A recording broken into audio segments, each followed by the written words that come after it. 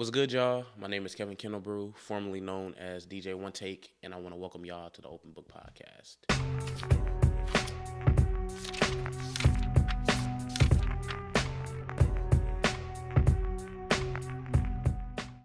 This is episode 3, chapter 2.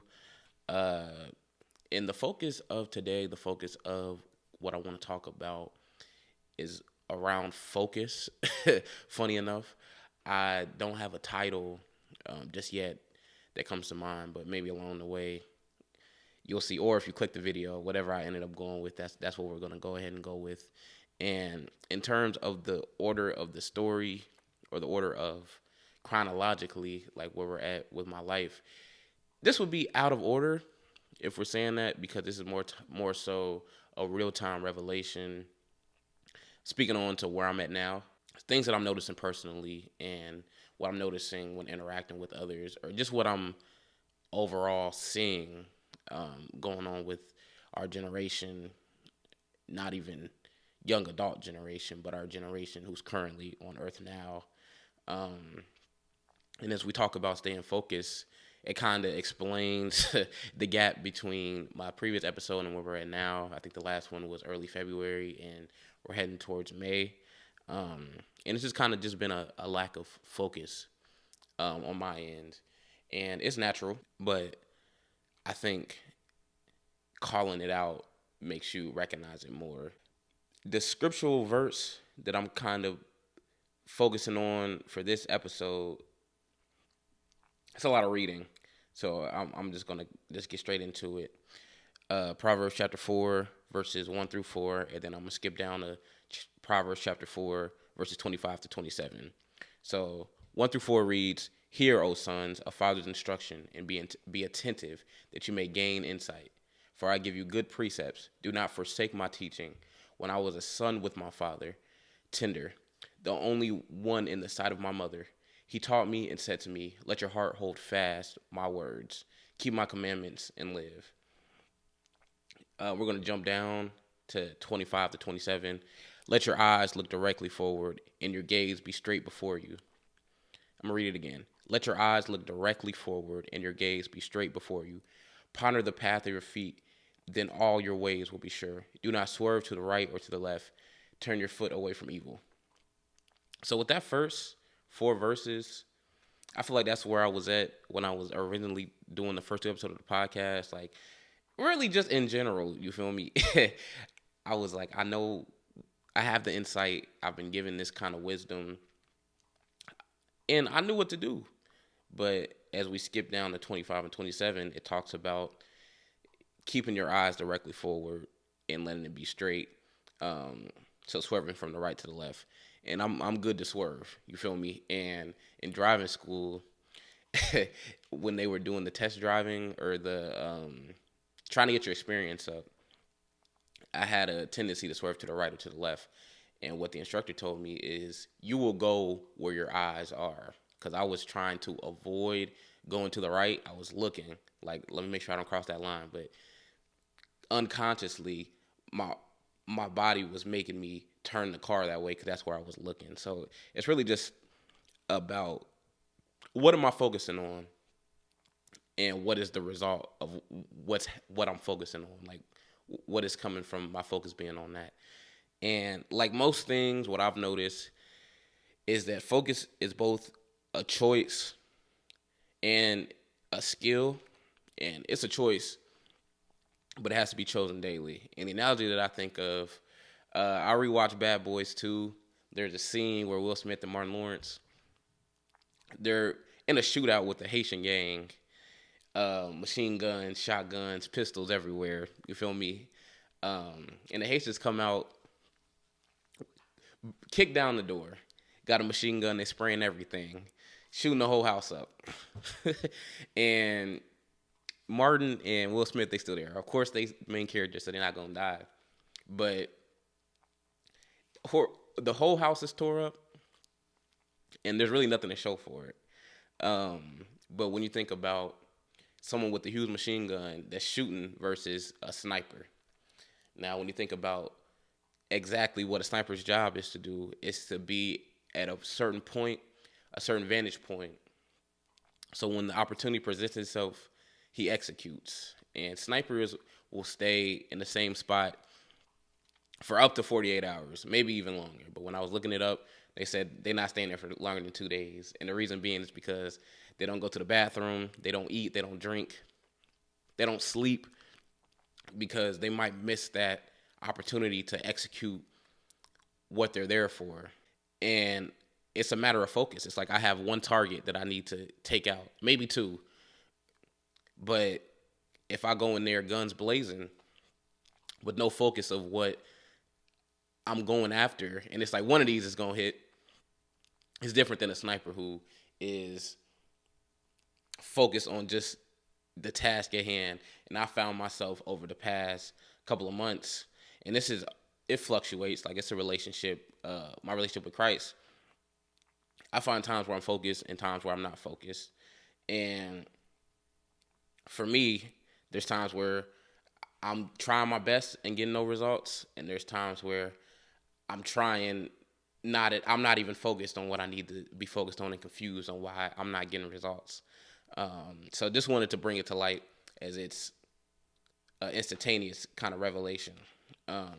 So when thinking about what I've been focused on and thinking about what I'm thinking about, and the word for thinking about what you're thinking about is called metacognition. And it's being able to process your way of thinking outside of your way of thinking. And I feel like I said the same thing twice, but essentially the word metacognition means to be aware of your own thinking process and how you can better adapt, adjust, understand, and control your thought process. And I think about the verse where it says that take every thought captive. And more recently, I feel like my thoughts haven't really been my thoughts. It's just like I've been influenced, or I've been told things, and I'm like, I guess that's just what it is. And now I'm focused on what someone else has told me, or now I'm focused on what someone else says I should be focused on, instead of what's fruitful and what's truly important and valuable. So when thinking about what I've been focused on lately, I listed it out. I have a really loose outline because I wanted to record this while it was top of mind and record it while it was something that's fresh. So spoiler alert, the three things is I've been focused on: the past, the present, and the future. And starting off, I've seen myself focused on the past, and every time I talk about this, I think about the song Stevie Wonder, the Stevie Wonder song, "Pastime Paradise," and it's talking about how people can live their lives and people can kind of get lost and stuck on what was, and not that it wasn't a good experience, or not that you weren't enjoying yourselves or things weren't going great, but we need to be focused on the future paradise. And it's kind of a double entendre of looking towards the future paradise of what's to come, like the best is yet to come, but also the future paradise of the kingdom of heaven. So the verse that kind of correlates to this is Philippians chapter 3, verses 13 through 14. Brothers, I do not consider that I have made it my own, but one thing I do, forgetting what lies behind me and straining forward to what lies ahead, I press on towards the goal for the prize of the upward call of God in Christ Jesus. So when thinking about the pastime paradise, even before I was doing this, or even before I was like, all right, I'm about to change my ways, I had a tendency of romanticizing the past. Like, no matter how bad it is, no matter what's going on, no matter what had happened, I cherry pick what I enjoyed. I'm like, y'all remember this time? And people are like, that's not what happened. And I tend to think about whether it was when I was in college, I was thinking about high school. When I was in high school, I was like middle school. In middle school, it was elementary school. And I'm like, those were the times. Whole time I was broke. When I'm thinking about high school versus middle school is the most awkward time. Like, I was going through it in middle school. That's when I was trying to lose some weight. Pops had me in a fat camp. You feel me? So I'm over here picking what I enjoyed as if I wasn't going through it. And then in high school, when I was in college, I'm like, you know what? I didn't have to pay for school. I didn't have bills. That was the time. I didn't have a car. I wasn't leaving the crib. Nobody was really rocking with me like the way they was rocking with me in college. Now that I'm out of college, I got more footage. You feel me? So I can go back and look and be like, those were the times. Especially when I was DJing, we was turned. You feel me? And I was getting the bread, and it just was a different time. And as if I wasn't unhappy during that time. So I tend to pick and choose from the past what was good and ignore what was going on that I didn't enjoy. So it's hard to be in that mind frame when you're looking at the past in an unrealistic or inaccurate telling of what really happened. The second part that I've really been focused on is the present. So it's good to stay focused on the present, but what about the present am I focused on? It's things like the world around me, the country, politics, um, tariffs, the economy, like things that I can't control personally, but I'm taking on that kind of weight. Not only that, but even in my own surroundings, being concerned about my friends, families, or even a frat, thinking about people's salvation or thinking about what is their relationship with Christ. But in thinking about that, it's kind of some kind of it's crazy because when someone else is able to do something that I know I'm not allowed to do, I almost get a sense of a jealousy. Like if I'm like, oh, my friends, they're still allowed to go out. I don't have a desire to do it, but it would be nice to have that option. And I think I talked about this in maybe a previous episode about burning the boats, like not being able to do what I used to do because of the eyes that are on me and the fact that I'm saying these things. And then if they see me doing something else, it kind of kills the witnessing that I'm doing. So when I see somebody else, they're able to do something that I'm not, something deep down, I'm kind of jealous that they're able to walk away. They're able to do something that I'm not able to do. And at the end of the day, I think what it is that when it comes down to the fact that when I teach and comes down to the fact that I have been witnessing, I don't always feel like doing that. You feel me? Sometimes I just want to go kick it and not have to be like, hey, y'all, I'm speaking this Sunday. Make sure y'all come out. Or, hey, y'all, I like being honest. I do not always feel like doing that. And the fact that people can choose not to do that, I'm like, I wish I was you. And I end up being, it causes confusion on my end because I enjoy and I see the importance of what I'm doing. But when someone else is able to walk away from what I'm doing, like if I'm doing Bible study 3 times a month and they're able to not show up and then come back like the next month, for me, I'm salty because I got to be Kevin all the time. Like I got to wake up in this body and I have to do what I know what I have to do all the time.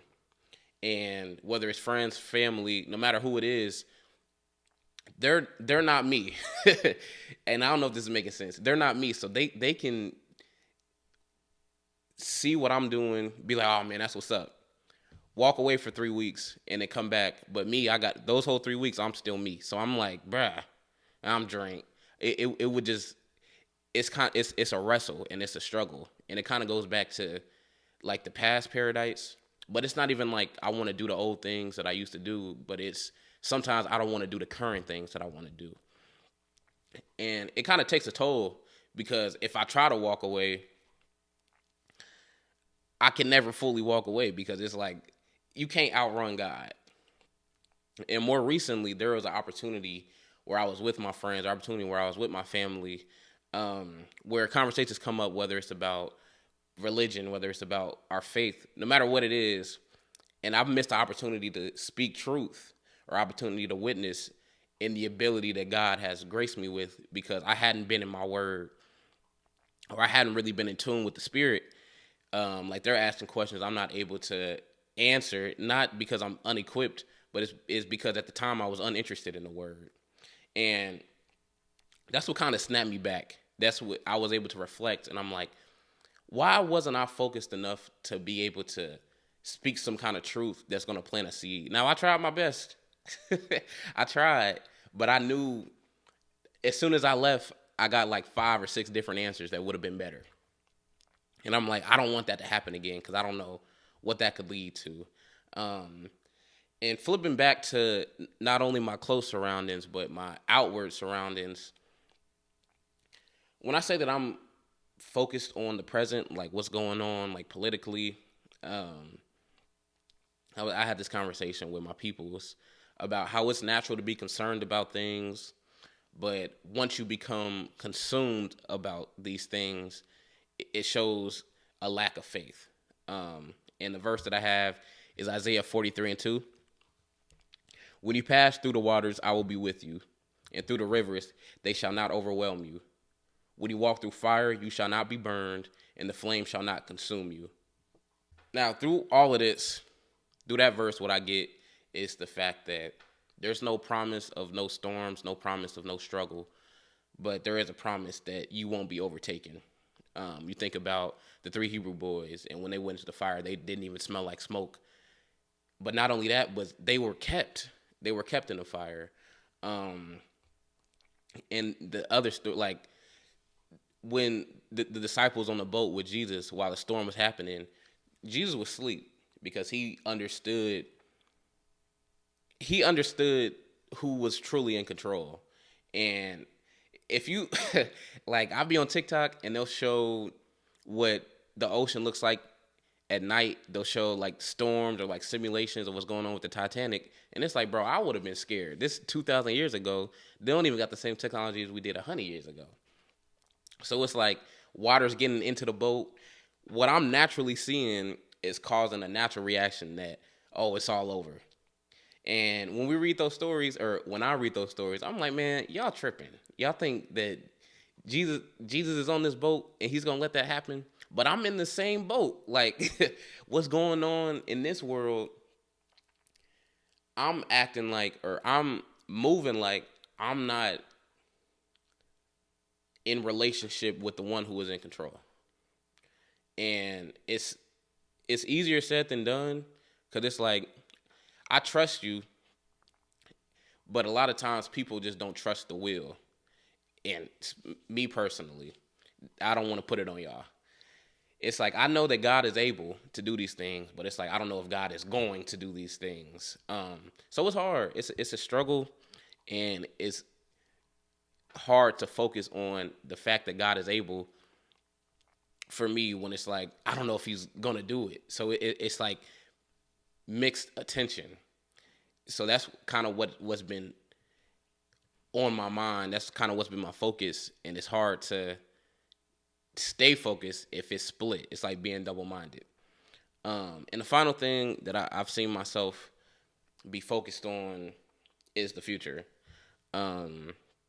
Proverbs 16:9, the heart of a man plans his ways, but the Lord establishes his steps.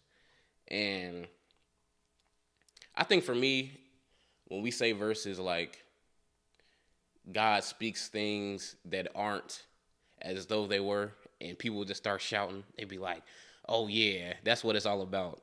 But I think that's the struggle. Like that's the friction, because God is telling us stuff that he's saying like it's already there, but I'm looking and it's not there. So first of all, I'm confused. I can be frustrated. I can be impatient. I can be angry just about the future, because it's like, you saying this is happening, but I don't see it happening. And when you're focused on that, when you're anxious about the future, I think that's what can consume you, because all you can do is wait. You can't say, oh, this is what's about to happen in the future, because you can plan it, like, but what's about to be established is what God has established. And the struggle of wills, you're going to lose every time, but in that moment, it doesn't feel like you're going to lose. It's like, I can maybe persuade God to do these things. And it's like, yeah, come to him and petition with prayer, but you're trying to change the mind of a God who has his mind made up about things. And that's hard. That's hard to reconcile with. As we reconcile about who God is, I think the most important thing is to redirect the focus on about who he is, not just what he can do for us. And I'm speaking first person. Yeah, first person. Like, I'm not just saying this so y'all can be like, huh, maybe this is what I've been doing, but this is truly what I've experienced. Um, so what my next steps are going to kind of look like, and as I've prayed and been reading more, not more, but as I've been doing it more intentionally and seeking God for who He is instead of what He can do, there's two things that I'm going to shift my focus to, or what I plan to shift my focus to. The first thing is the love of God. Um, John 15:13 reads, "Greater love has no one than this, that someone lay down his life for his friends." And I'm recording this Easter weekend. I watched The Passion of the Christ yesterday. Didn't finish it. I've seen it before, but it always just kind of hits different. When thinking about why would somebody go through something like that, or why would somebody be crucified, and it all comes down to love. And not only did he do it for us, but he did it for the sinners. Well, we are the sinners, but he's done it for the people who don't even acknowledge that he's God, but just to give them the opportunity to be reconciled. And I think that focusing on the love of God, it zooms everything out. It puts everything into perspective. That all the stuff that I'm worried about, all the stuff that I'm going through, all the stuff in the past that God has brought me through is because He loves me. Stuff that's going on currently that I can be consumed with if I focus on the problem instead of the fact that Christ is the solution. He's able to be that solution because of His love for me. And things in the future I know are going to work out for my good, not only because He loves me, but because I love Him. So everything that I have been focused on, you can't, if I'm in a relationship and I say that I love someone, but I don't give them any time or attention, I think it's contradicting. Whether it's platonic relationships or whether it's romantic relationships, it's like if I keep getting ghosted, or if I'm not even focused on while we're talking, I think taking that same principle and putting it with the relationship with God as if He's not a person, that's kind of where I've seen myself get misconstrued. I've never used that word before, so I don't know if that's accurate. So I think focusing and shifting on the fact that God truly does love me, it puts things into perspective. And once I get a scope of what I really see, and it goes back to the sniper analogy, it's like they're at a vantage point. They see everything they need to see, but when they look through that scope, they know what they need to focus on. And my next target is the love of God, because that is my next striking point in terms of this is what I need to hone in on. This is what I need to meditate on. This is what I need to move with. Like the love of God, not only the fact that He loves me, but that I'm showing the love of God to others. And the second point that I'm shifting my focus to is being a son of God and not just a servant. Again, back to the sniper. I feel like I'm always on duty, and of course I'm always on duty. If you know what I'm saying, like I always got to be ready, like in and out of season. But my relationship with God it felt like it was only what am I speaking to people, or whether if it's in a pulpit or it's this or it's the Bible study, it's like, what am I doing for God instead of just being? Like, what kind of return on investment? That was kind of the mindset that I had, was what is what is God's return on investment in me for saving me? But Christ has already paid it. Like, it felt like if I wasn't doing the Bible study, or if I wasn't reaching out to people, I wasn't bringing any worth or any value. And I was focused on that, and that's exhausting. It's like trying to do the job of the Holy Spirit on your own. It's like I have to do these things. But it goes back to the first point. Like, if I love God, then these things are naturally going to happen, and it won't. I'm giving off of overflow, off of all of the things that the love of God brings to me. So The verse that I have for this is 1 John chapter 3, verse 1. See what kind of love the Father has given to us, that we should be called children of God, and so we are. The reason why the world does not know us is that it did not know him. So even looking at that verse, being called children of God, I'm currently doing a chronological Bible reading. When Christ was on the scene, people didn't really until Christ really hit the scene. At least this is what I've noticed. People weren't really saying that God was their father. Like that was almost like, yo, like he's only like our servant and our master. And rightfully so. He was getting them out of there. You mess up once, you was getting the belt. So I think that kind of mindset of that God put us on earth just to punish us if we do wrong, as opposed to he put us on earth just to love us even when we do wrong, it goes back to focus. Like, what are you focused on in terms of God's character? So I think for me, focusing on the fact that I'm in relationship, focus on the fact that I have access to the one who's running these things, and that he is my father and I am his son. And even with my earthly father, I have certain privileges. I have certain access. I have the ability to call him when I need because of that relationship. So I think recentering that and being able to recognize that it is what it is because it is what it is, then everything's going to work out if that's what my focus is. I mean, that's pretty much all I had in terms of the outline. I really just had this fresh on my mind, like it was top of my heart. And as I close out, the question I have for y'all is, what has your focus been lately? Whether it's been on what can I gain, or whether it's a worry about what's going to happen, or whether it's another person or another thing, or thoughts that aren't your own. What's been your focus? And as you either write that down or take time to reflect, shift that into what should my focus be at this very moment. Whether it's, if you're watching this at night, what should my focus be? Or over the next week, what should my focus be? And it doesn't have to be like, oh, I need to be in the Bible 24 hours a day. It's like, do I need to focus on showing more love to my brother who I haven't talked to, or showing more love to my coworkers who be getting on my nerve? Or should I be focused on being there for people?